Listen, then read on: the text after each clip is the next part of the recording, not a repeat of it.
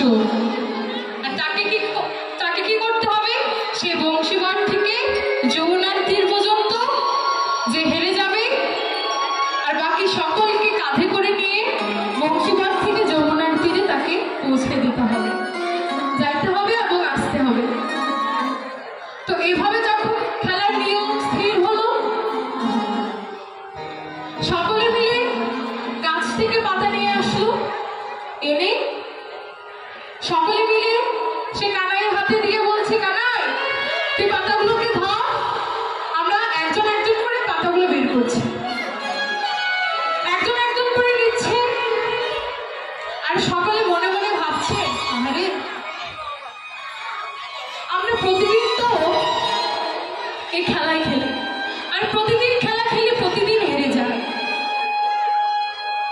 এই কথাটি শ্রীরাম মনে মনে ভাবছে, আজ যদি আমার ভাই কানাই হেরে যেত।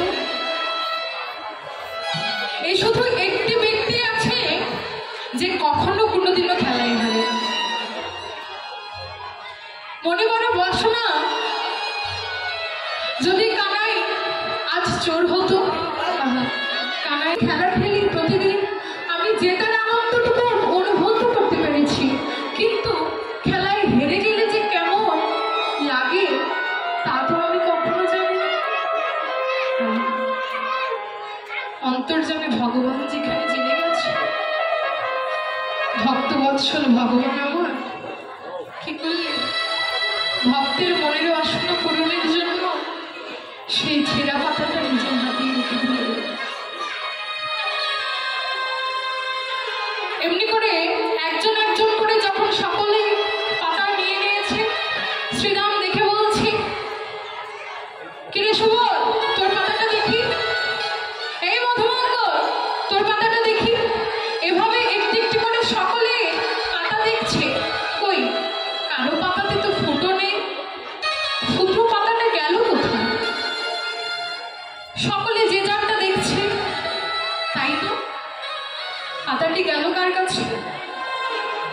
কেউ আর ভাবতে পারেনি, কারণ কৃষ্ণ তো কখনো হারে না, তাই কৃষ্ণের কথা কেউ ভাবতে পারে না।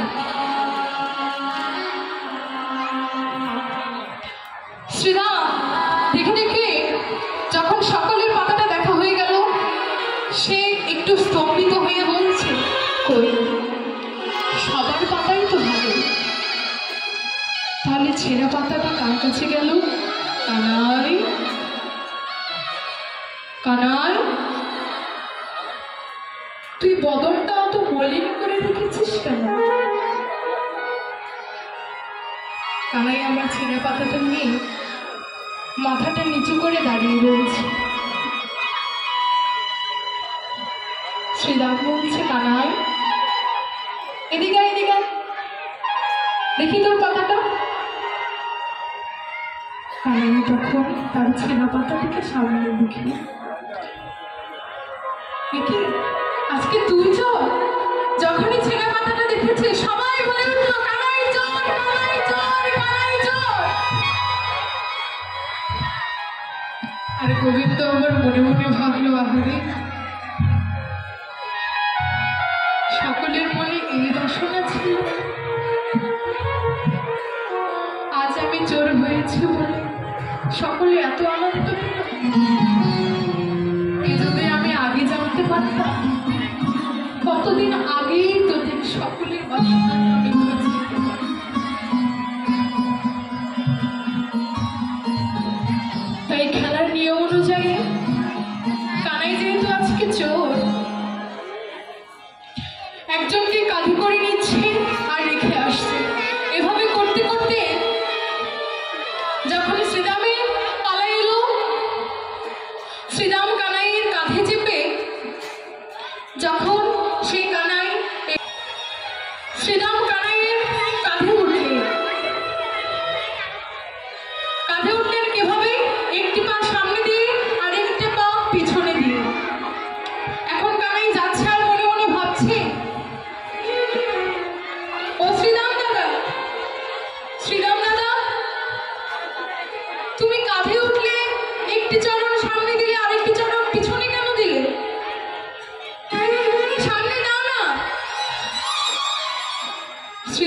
বললো, আমি পিছনেই থাক।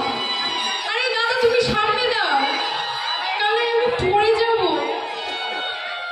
শ্রীরাম দাদা, এখনো তোমার পড়ার ভয় আছে। ও শ্রীরাম দাদা, এই জগতে আমি সহজে কাউকে ধরে না, কিন্তু শ্রীরাম দাদা যাকে একবারে ধরি সে আর কোনোদিনও পড়ে না। শ্রীরাম দাদা তোমার ভয় নেই, তুমি চরণটি সামনে দাও, তুমি পড়বে না। শ্রীরাম কি করলে, আরেকটি চরণ সামনে দিলে। যখনই দিলে কানাই আমার দুটি নয়নের জলে কাচ্ছে আর বলছে, ভক্ত চরণ পক্ষে আঁকড়ে ধরতে এত সুখ প্রাপ্তি হয় আমি তো জানতাম না।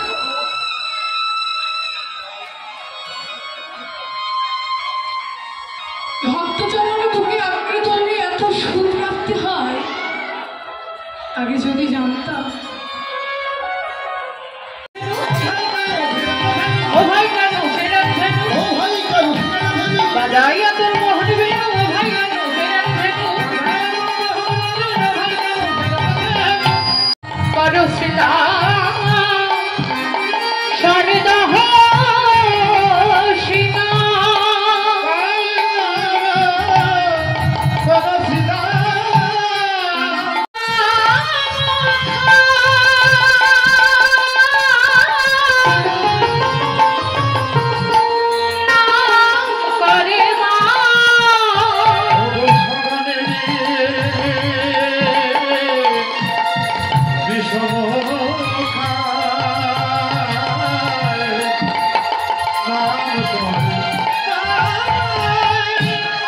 ঘরে যাওয়া সময় হলো, সময় হলো, মায়ের বুঝি নাম করেছে, ঘরে যাওয়া সময় হলো, আমার মায়ের বুঝি নাম করেছে, আমাদের ঘরে যাওয়া সময় হলো। বেলিয়া বসান হইয়া চল যাই ঘরে, বসান হলো চল যাই ঘরে, সকালে যাইতে মন হইয়াছে সবারে, আর সকালে যাইতে মন হইয়াছে সবারে, আর না খেলবো ভাই চল ঘরে যা, আর না খেলবো ভাই চল ঘরে যা, বলরাম দাসে কহে তোর মনে গেল না, বলরাম দাসে কহে তোর মনে গেল না, বলরাম দাসে কহে মনে গেল না, ও ভাই কেন ফেরার ধেনু, ও ভাই কেন ফেরার ধেনু, ও ভাই কেন ফেরার ধেনু, বাজাইয়া তোর বেনু, বাজাইয়া তোর মোহন বেনু, ও ভাই কেন ফেরার ধেনু, বাজাইয়া তোর মোহন বেনু, ও ভাই কেন ফেরার ধেনু,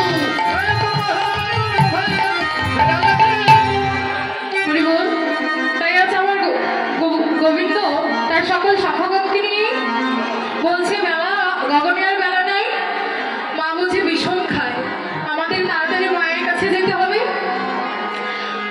দেখুন লীলা কীর্তন শ্রবণ করলে তো কিছু দক্ষিণা দিতে হয়, আমার কাছ থেকে লোক পাঠিয়ে দিচ্ছি, আপনারা যে যা পারেন আমাকে আশীর্বাদ করবেন। আপনাদের আশীর্বাদের হস্তগুলো যেন সবসময় আমার মাথায় থাকে, আপনারা আশীর্বাদ করবেন যেন জীবনে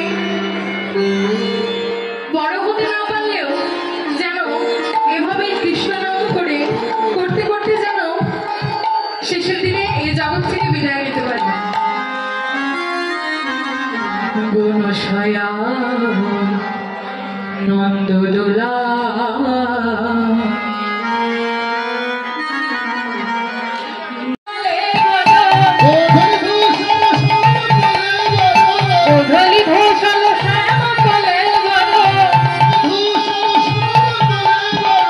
আজ